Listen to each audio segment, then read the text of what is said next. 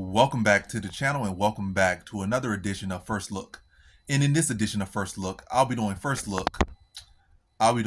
Fight Night, Song versus Gutierrez. I think I'm gonna give like three fights that kind of stick like fights and odds and kind of ways to play it that stick out to me.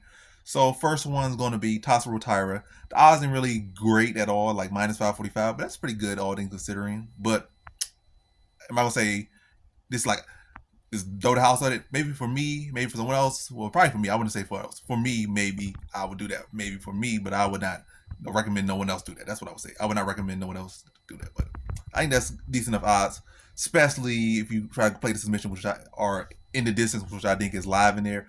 I think unlike his last opponent, Charas missed weight was a bigger flyweight, a huge flyweight, and he came in missing weight. And I think he had better submission grappling than Hernandez does have. So it's a couple different factors. So he's fighting a guy that didn't miss weight, a guy that's smaller, and doesn't have the best grappling skills, and doesn't have the best takedown defense. And he has had a actual training camp instead of like a short notice. Well, he had a training camp for the other guy. It was a short notice, but he has had a camp.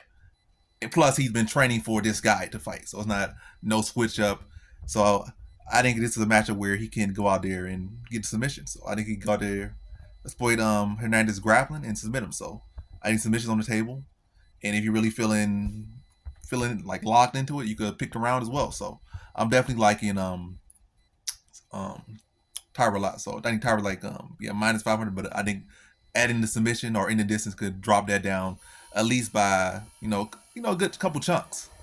Especially the round, you pick the round, you get some plus money. But I think submission you probably get that like a minus 200. I mean, yeah, submission prop for him might get that minus 200, minus 300, probably like minus 225, 250. But we'll see. So yeah, Tassel Tyra first one, then the second one.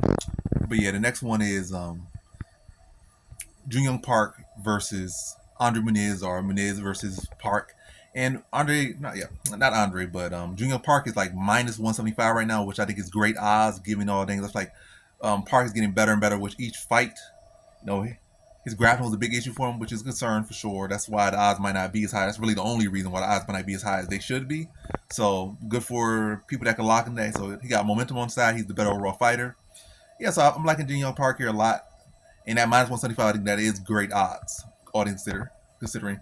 And I think way you can really play this one real sneakily, real smart with this one is you could just bet submission or hedge with submission, because Parker get a submission. And Muniz, if he's the only way I feel Muniz will win this fight, if he does win it, is by submission. And I think you could get that at plus money. So I think Parker get a submission. All Park's last recent wins have really been by submission, and all of Muniz's last recent losses have been by submission. And Muniz, really all he does win is by submission. It may be decision, but I think if he beat Park, it's gonna be like some type of upset submission.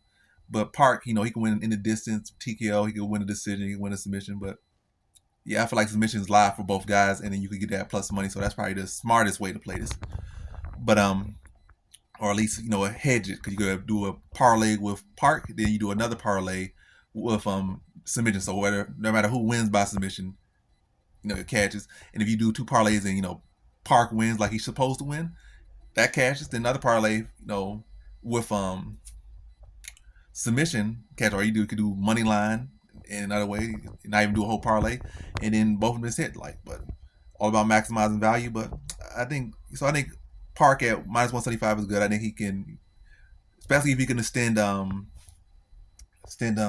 out the first round. I think he has, the fight heavily shifts towards him. Even the first round, he should be able to win the fight, wherever it takes place. Well, not wherever it takes place, but he should be able to win the fight, dictating the pace and where the fight takes place.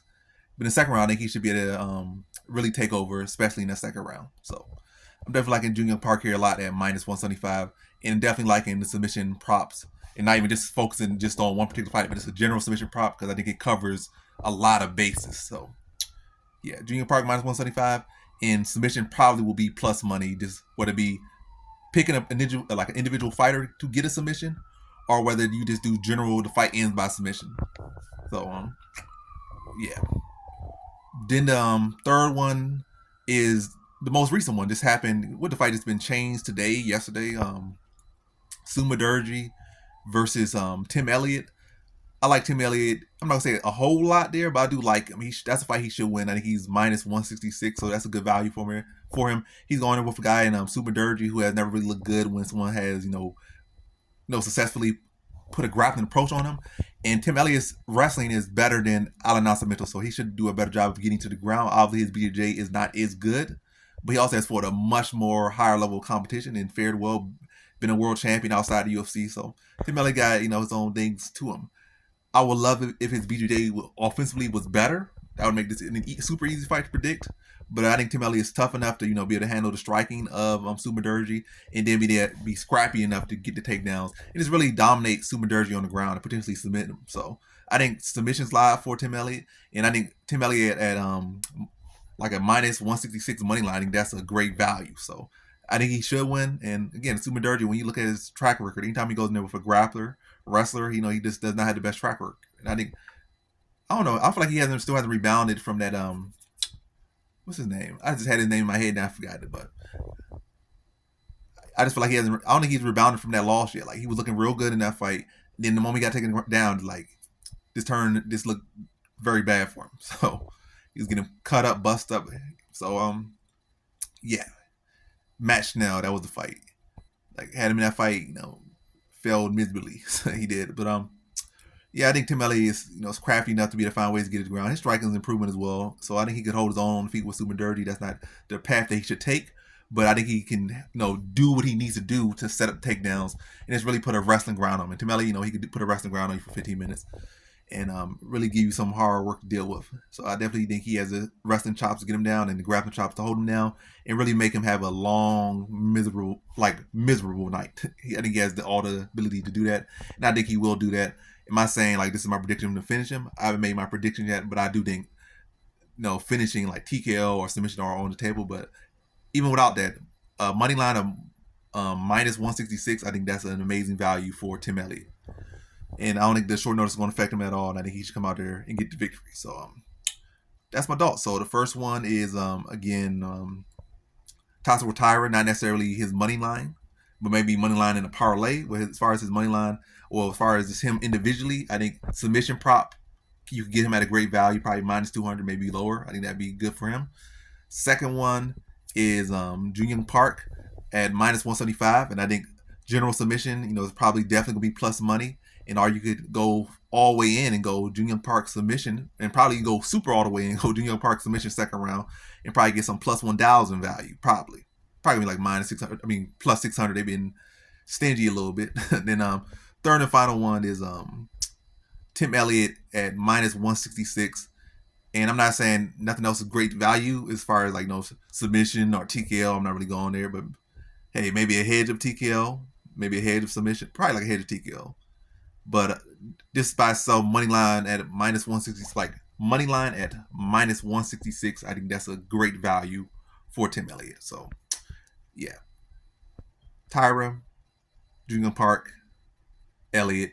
In Park, I feel like he's the most juicy one, or that fight's the most juicy because you could get that submission generally, whether Muniz gets it or Park gets it.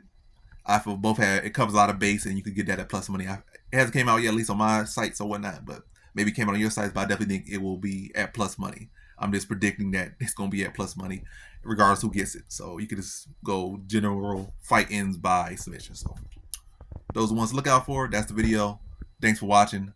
Like, comment, subscribe, and come back for more videos. Peace.